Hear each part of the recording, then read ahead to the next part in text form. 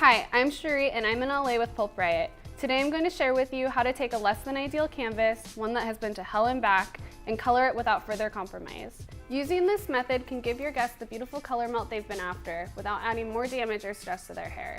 Before we begin our model, I want to share some formulation tricks that I use for neutralizing unwanted tones behind the chair. The first challenging tone is mint green. You start out with a deep blue, bleach it out, can't take it out any further, and you're left with green. What can you do with it? A great idea is to take mint green to a smoky pink using candy and clear. But because it's neon, the pink will have a stronger effect, and then we're going to use some clear to soften it.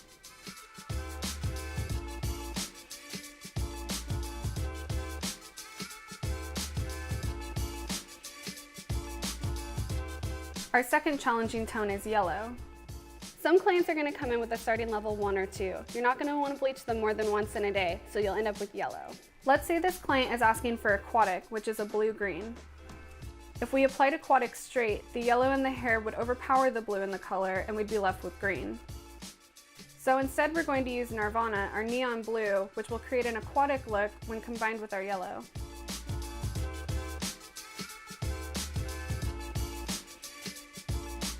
Our third challenging tone is deep pink. Let's say our client is asking for a smoky blue. Looking at the color wheel, we know the diluted green and pink are complementary colors. So by applying absinthe and clear to this pink canvas, we'll achieve this smoky blue that is in between them.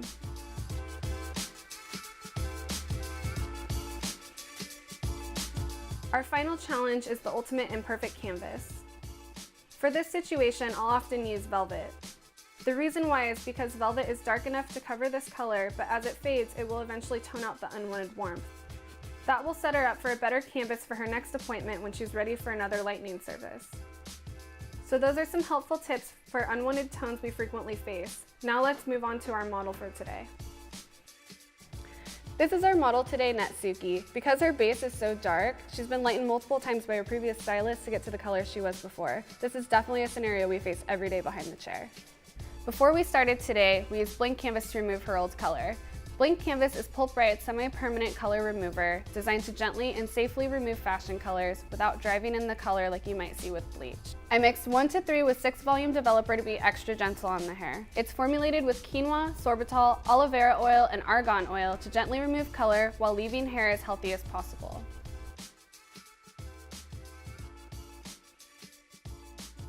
The whole goal today is to create a natural look even though we're using unnatural colors. Natural hair is darker at the base and lighter at the ends and around the face where hair is finer. Our model has roots, but because her hair is already compromised and we don't want to add any unnecessary stress, we're going to go in with a darker base to blend out this band, and we're going to use 2 different colors on her ends. That way, as it fades out, any banding that surfaces will be hidden by the dimension in our formulation. And now for my favorite part, formulating. For my first formula, Formula 1, I'm going to use jam and absinthe. I'm going to use jam because she has a gold band at her base, and the purple tone in jam will neutralize that. And then I'll use absinthe in my jam to help mute the tone.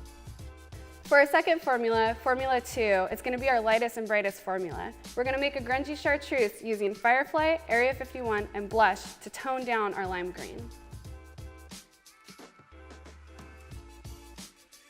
For our last color, Formula 3, we're going to use aquatic and powder to create a mid-tone. This is going to give our color melt dimension and help it blend seamlessly.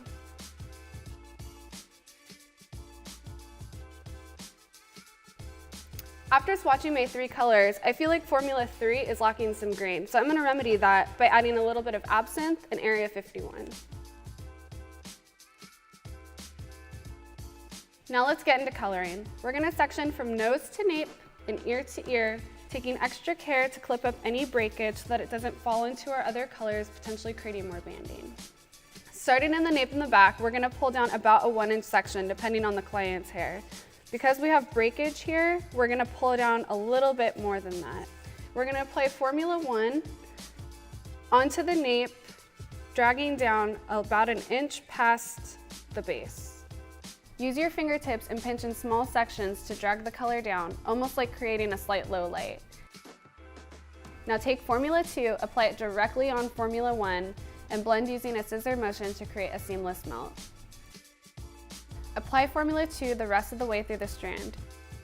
We used Formula 2 at the end, starting at the nape because this is the length of the hair. It is our lightest and brightest color, and it will show through the bottom under all the layers. If we used a darker formula here, it would have created a dark band at the bottom, creating more lines in our already imperfect canvas. Pull down your next 1-inch section and again start with Formula 1. This time, apply color on the scalp and paint down 2 to 3 inches longer using the same technique from the previous section, using Formula 3 as the pull-through. Doing this will create dimension. Remember, we're mimicking natural hair. So now we're going to do just as we did before, alternating the pull-through formulas. Continue up the 2 back sections using the same technique, starting with Formula 1 and 2 at the nape and alternating with Formulas 1 and 3, working your way up until you finish. When you get to the front, we are going to continue to do exactly as we did in the back, only this time we are going to over-direct forward to create a nice natural gradient, making the hair slightly light around the face. When you do this and return the hair back to its resting position, you'll see the natural angles you've created. Now do the last section using the same technique from the previous section. Now that we've finished with our color, we're going to let her process for 25 to 40 minutes at room temperature, and then we're going to take her and rinse. This part can be intimidating if you're not used to it, but once you understand the method, it's actually quite easy. Pulp Riot is rinsed using cold water and high pressure. Start at the scalp, holding the ends out so they don't grab the fresh color that we were rinsing away. Grab a friend in the salon to help you if you can while you get the hang of it. Once the scalp is completely clean and there's no more color in the water, you can start rinsing the ends. Remember, Pulp Riot doesn't get shampooed out. Alright, so Natsuki's all finished. We used a darker formula on top to help blend her base and 2 different lighter Pulp Riot formulas on her ends to create dimension and hide any breakage.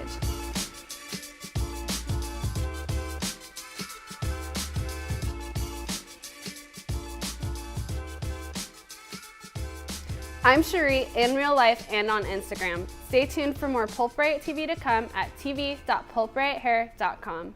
Bye!